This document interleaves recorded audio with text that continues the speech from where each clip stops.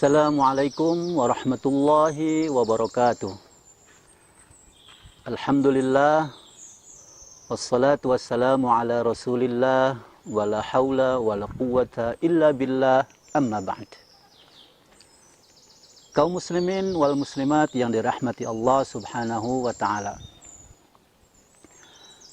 Salah satu sahabat Nabi sallallahu alaihi wasallam yang dijamin masuk surga adalah Abdurrahman bin Auf radhiyallahu anhu. Suatu ketika Abdurrahman bin Auf radhiyallahu anhu mendengar sabda Rasulullah sallallahu alaihi wasallam, yadkhulu fuqara'ul mu'minin qabla aghniyaihim binisfi yaumin bi 500 amin. Orang-orang fakir, orang-orang miskin dari kaum mukminin masuk surga terlebih dahulu sebelum orang-orang kaya. Jaraknya setengah hari atau 500 tahun waktu di dunia. Mendengar hadis ini, Abdurrahman bin Auf radhiyallahu anhu merasa sedih. Kenapa sedih? Karena beliau sudah dikenal sebagai orang yang kaya raya. Dan itu artinya akan masuk surga tidak lebih dulu. Maka akhirnya beliau berpikir bagaimana caranya supaya masuk surga lebih dahulu.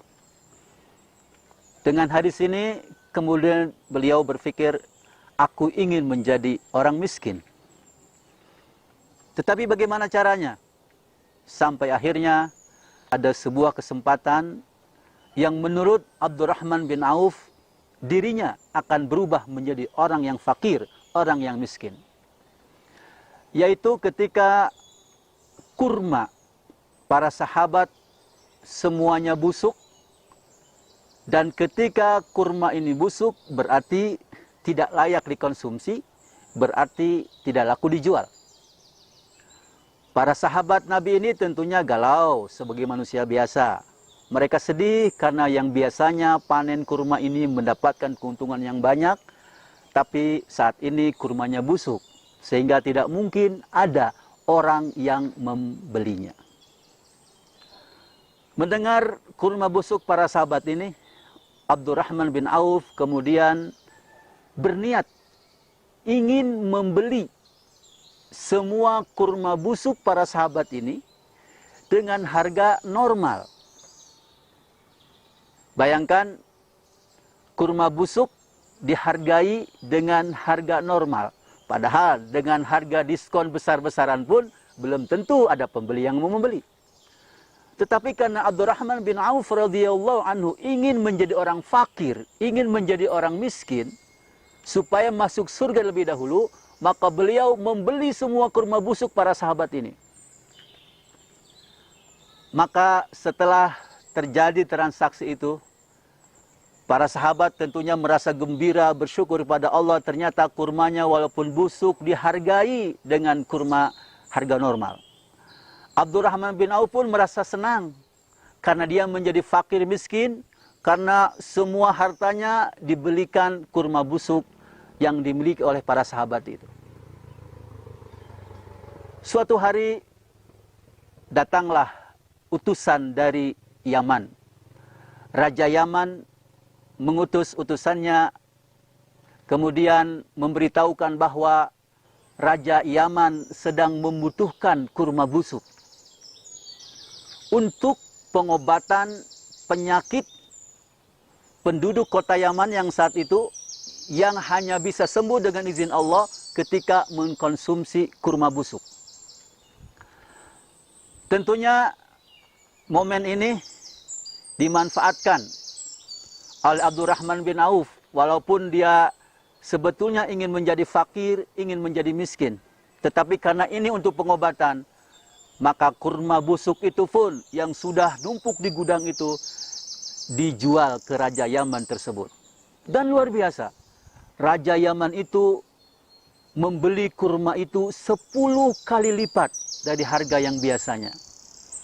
Bayangkan yang tadinya Abdurrahman bin Auf membeli kurma busuk dengan harga normal. 1 kilo misalnya Rp50.000 kalau dirupiahkan, maka 10 kali lipatnya berapa? Dikali sekian ton, maka akhirnya Abdurrahman bin Auf bukan menjadi fakir, bukan menjadi miskin, malah menjadi tambah kaya raya. Kaum muslimin wal muslimat yang dirahmati Allah Subhanahu wa ta'ala. Dari kisah ini ada beberapa pelajaran yang bisa kita ambil.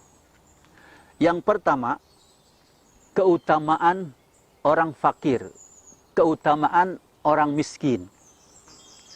Tentunya ketika orang fakir, orang miskin ini beriman kepada Allah, taat kepada Allah, maka kata Rasul, masuk surganya itu lebih dulu daripada orang-orang kaya.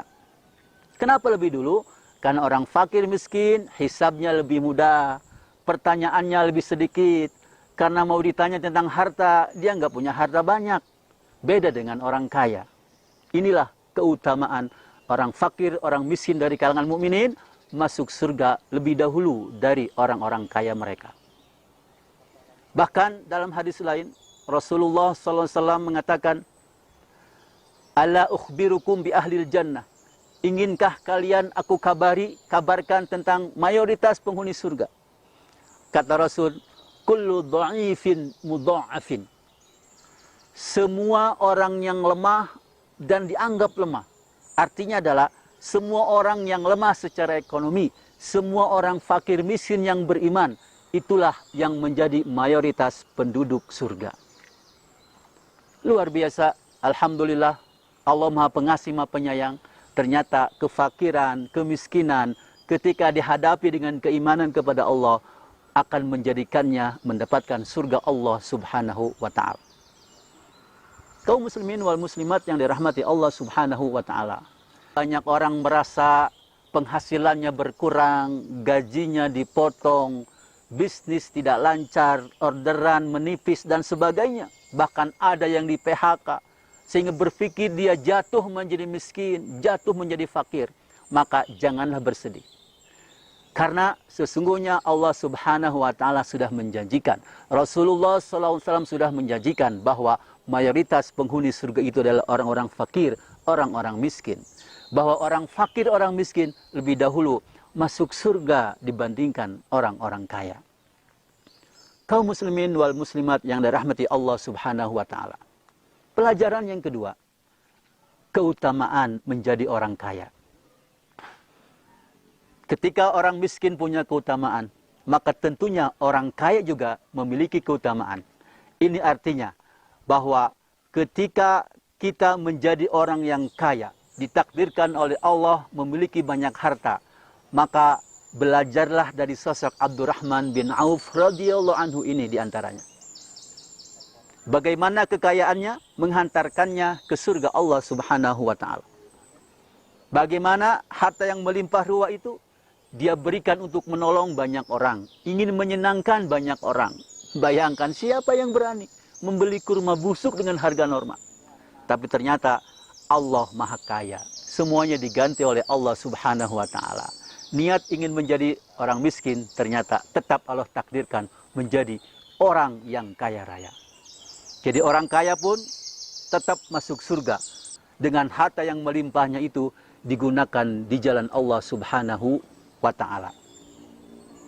Kaum muslimin wal muslimat yang dirahmati Allah Subhanahu wa ta'ala. Pelajaran ketiga dari kisah kurma busuk ini.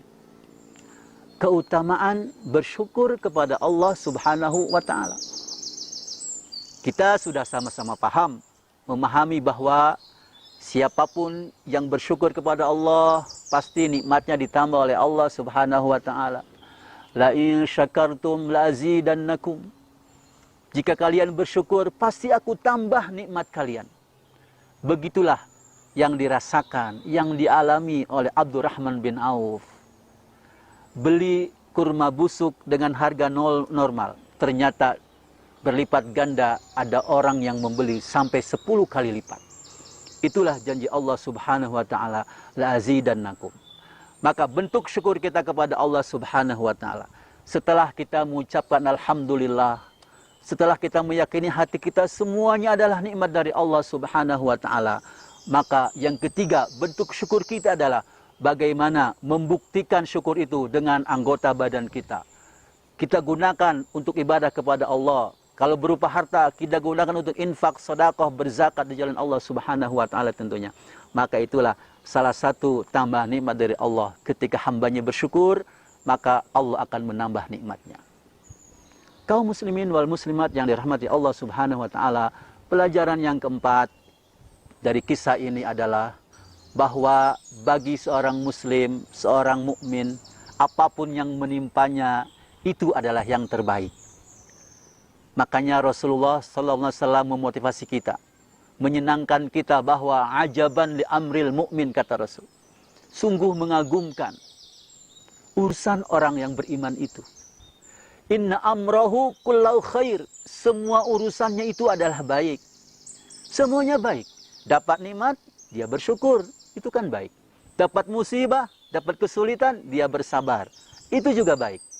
Jadi dalam kamus orang beriman, kata Rasul, tidak ada mestinya yang bikin kita ini sedih. Semuanya bisa jadi pahala. Syukur jadi pahala. Sabar jadi pahala.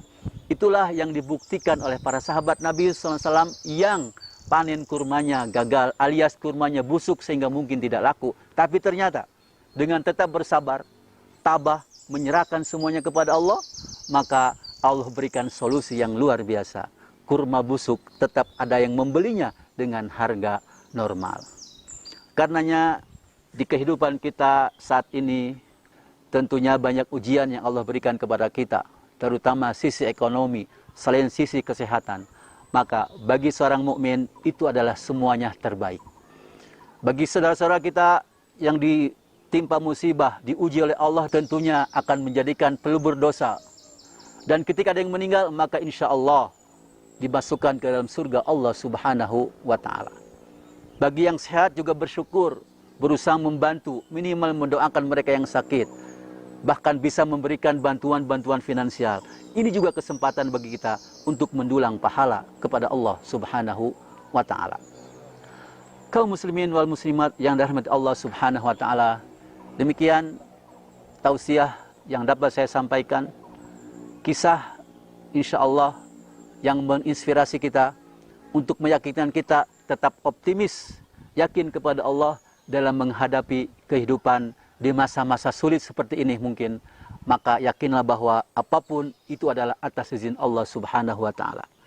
Semoga Allah berikan kesabaran kepada kita, Allah berikan rasa syukur kepada kita, sehingga kita termasuk hamba-hamba Allah, baik kaya maupun miskin, sama-sama mendapatkan nikmat surga Allah Subhanahu wa taala.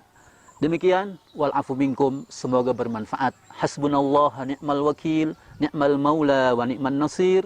Wassalamualaikum warahmatullahi wabarakatuh.